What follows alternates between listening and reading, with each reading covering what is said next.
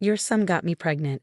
Excuse me, but I expect you to pay $30,000 as alimony. The phone call at my restaurant caught me off guard. The voice on the other end was a young woman, her tone abrupt and accusatory. She launched into a one-sided conversation, never even offering her name. Assuming it was just a prank call, I underestimated the gravity of the situation and didn't foresee the complications it would lead to. My name is Melissa Brown, and I own a successful restaurant in New York City. It has gained national attention from TV shows and magazines. As a result, our lunch and dinner reservations are consistently full. The downside of our fame is an uptick in nuisance calls and aggressive pitches, which is why I initially dismissed this call as another joke. However, when she mentioned being pregnant, I was taken aback. I couldn't comprehend how my son might be involved in such a situation. Despite my disbelief, I decided to hear her out for a moment out of curiosity. I had an abortion. What are you going to do about the emotional and physical toll on me? Are you going to pay for the surgery too? First, could you tell me who I'm speaking to? I asked, trying to maintain professionalism even with prank callers. In the service industry, handling such calls tactfully is essential to avoid false narratives being spread. I'm a customer at your restaurant, she stated, her tone accusatory. Is this your response after your son hurt me? Your family lacks compassion and decency. I struggled to believe my son would do something like that. The kitchen staff glanced over, sensing the unusual call. I gave them a reassuring smile and wave, indicating everything was fine. Your son assaulted me on a dark street. Are you denying it was him? She demanded. I'm certain it was your son. He lives with you, right? I've been terrified ever since, scared to go out alone. What are you going to do about it? She began recounting the alleged incident. I think you may have mistaken my son for someone else. But this sounds serious. Can we meet in person to discuss it? Often, suggesting a meeting can deter prank callers. I wanted to end the conversation quickly. Meeting the criminal's parent? How dare you suggest such a thing to a victim? She exclaimed. I just want to verify your story in person, I tried to reason. Are you implying I'm lying? She challenged. That's not my intention, I replied, trying to keep my cool. I almost blurted out, you're lying, aren't you? But I bit back my words. Instead, she launched into a tirade, questioning my integrity and suitability as a business owner. Why don't we meet and discuss this in person? I suggested repeatedly, but she adamantly refused each time. So what exactly do you want me to do? I asked, trying to navigate through her demands. Pay me $30,000 in alimony, she insisted, despite my attempts to explain it was a case of mistaken identity and that such a sum was beyond my means. You can afford it. Your business is thriving, she countered. Even though my restaurant was doing well, $30,000 was a substantial amount, and I had no intention of paying. Are you sure you want to involve the police?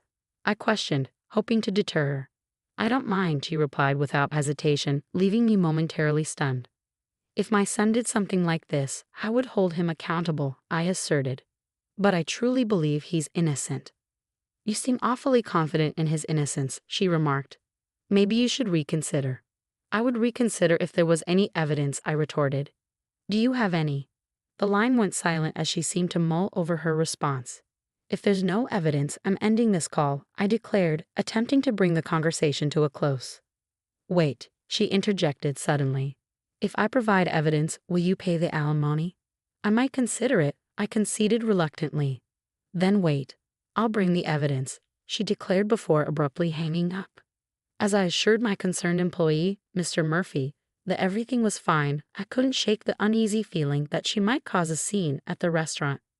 Later, while preparing for dinner service, I had nearly forgotten about the call until Mr. Murphy rushed up to me, his face pale and holding a manila envelope. What's wrong? You don't usually run in the restaurant, I remarked, puzzled. Owner, you need to see this, he said, handing me the envelope. Inside was a letter addressed to Ms. Melissa Brown. I was assaulted and impregnated by your son. Please transfer $30,000 as alimony.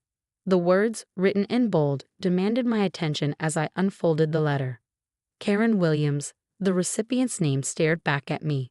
Mr. Murphy, visibly disturbed, had been the first to glimpse the contents of the unsealed and unsigned letter. Calm down, I reassured him. You know my son, don't you? His relief was palpable, but there was more to the envelope. I reached in and pulled out a pregnancy test. "What's that?" Mr. Murphy inquired, perplexed. The commotion attracted other employees, their expressions a mix of shock and disbelief. Could it truly be the owner's son? Some gave me accusatory glances, but I quickly dispelled any doubts, explaining the situation. I returned the items to my desk and resumed my duties, trying to maintain a sense of normalcy. Days passed without any money being transferred, yet the incident lingered uncomfortably. "This came again, owner," Mr. Murphy announced, holding the manila envelope wearily. "I see. Check the contents and put it away in the usual place," I instructed. Harassing letters had inundated the restaurant's mailbox lately, each one more venomous than the last. "Are you planning to run? Pay up. The owner is the parent of a criminal. Her son got a college girl pregnant and didn't even apologize. She's heartless, cruel, with no sincerity. An irresponsible, overprotective, toxic parent. It's your fault your son turned out that way. Take responsibility. I'll ensure no customers come here. It's for the good of the world, for the good of the people." As the accusations piled up, I couldn't help but feel the weight of each word, a relentless assault on my character and my business. I pondered what could drive customers away from a restaurant. Those places where they dare to add that greasy, repulsive thing to the food. Those are sure to lose my business. The comments I was reading escalated steadily, culminating in what seemed like a veiled threat.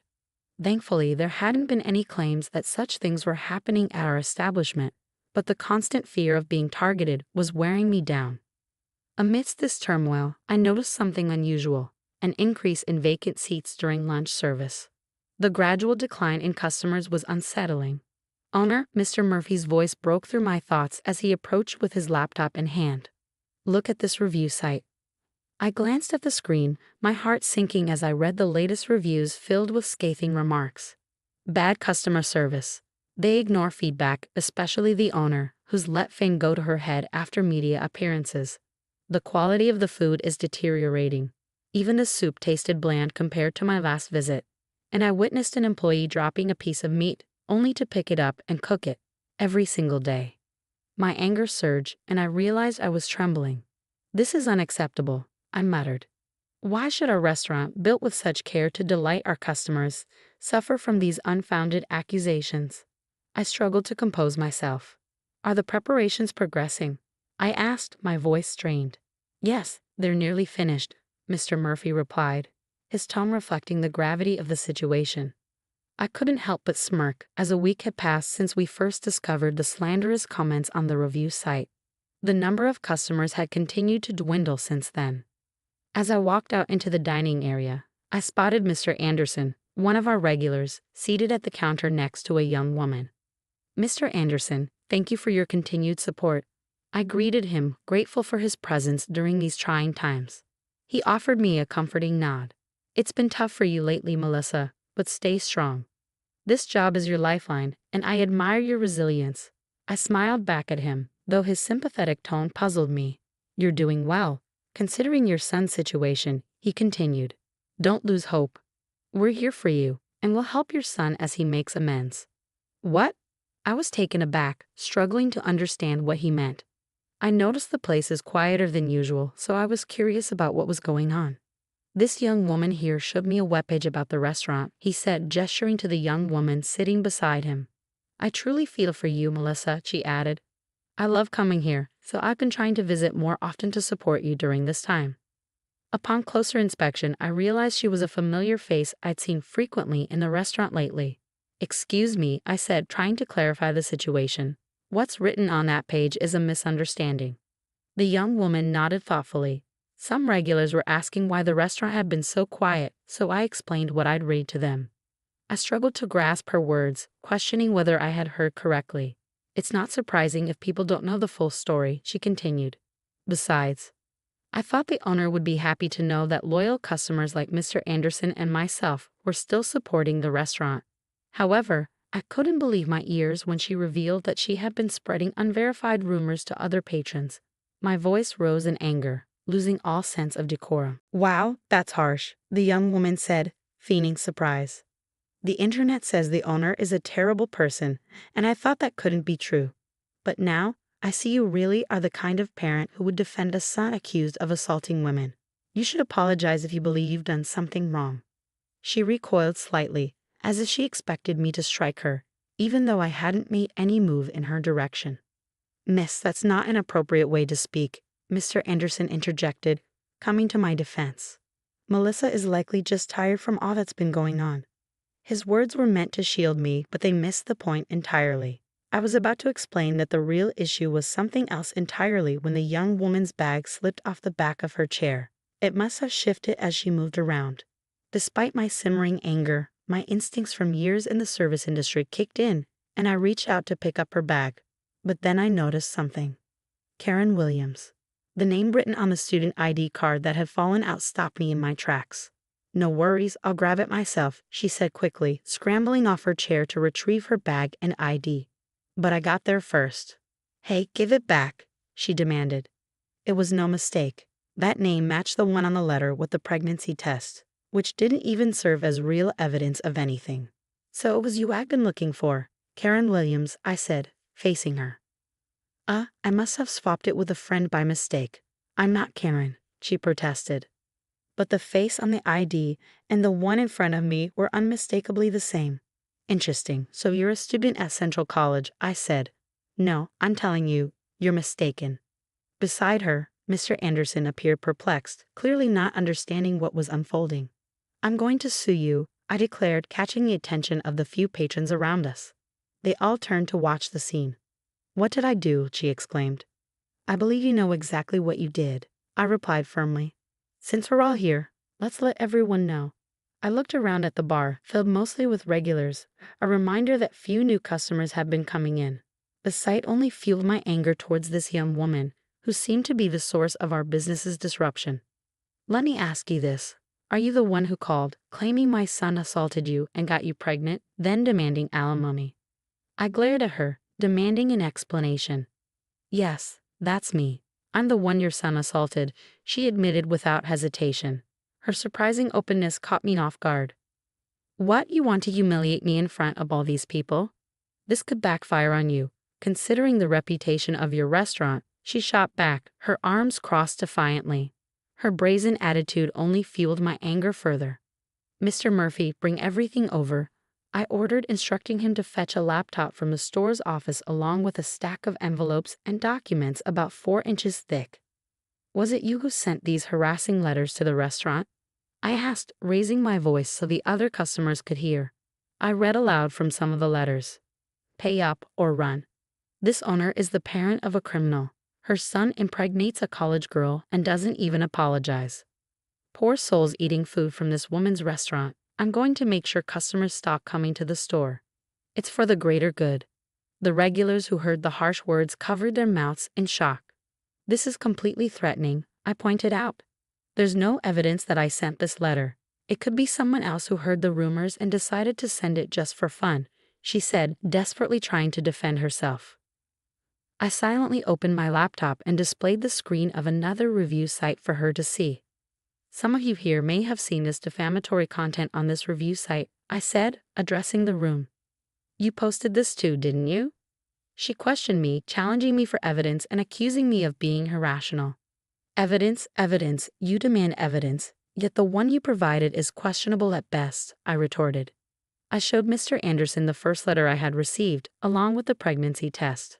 This, I said, pointing to the test, is the supposed evidence she brought. What do you think of this red line? Doesn't it look like just a marker? Even Mr. Anderson, with his aging eyes, could see the dubiousness of the tests, and the other customers began murmuring in response. The young woman grew defensive and angry, insisting she was the victim. I was assaulted by your son. He even admitted it.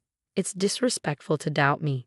The patrons whispered among themselves, unsure whom to believe. Since I'm the victim, it must be absolutely true, she shouted, her voice rising as if to garner sympathy. But her theatrics didn't faze me. Let me clear this up, I said calmly. My son is 3 years old. Chet. Upon hearing this, she let out a small, deflated gasp.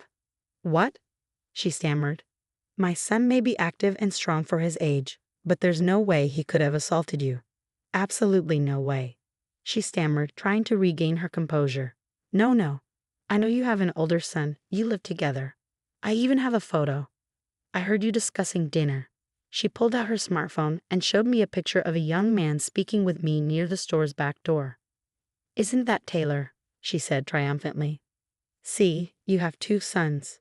She continued, gaining confidence from recognizing the person in the photo. That's not right, I immediately refuted. Then who is this person? She demanded. Is he your lover? Are you having an affair with a younger man, and then he impregnated a college girl? What a scandal.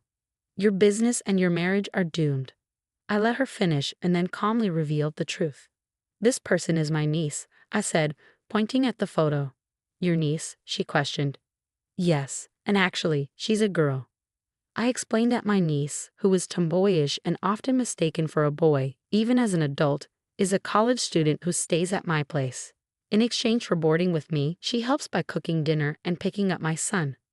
If you need evidence, I can bring her here for you to see for yourself, I told the young woman, who stood there in shock and seemed unable to comprehend my words. By the way, I've already gathered all the evidence related to the harassment letters and the review site posts. Evidence? No way, she stammered, looking pale and unsteady. I've already consulted with the police and my attorney. I continued, outlining the preparations I had made with the help of Mr. Murphy, one of my employees.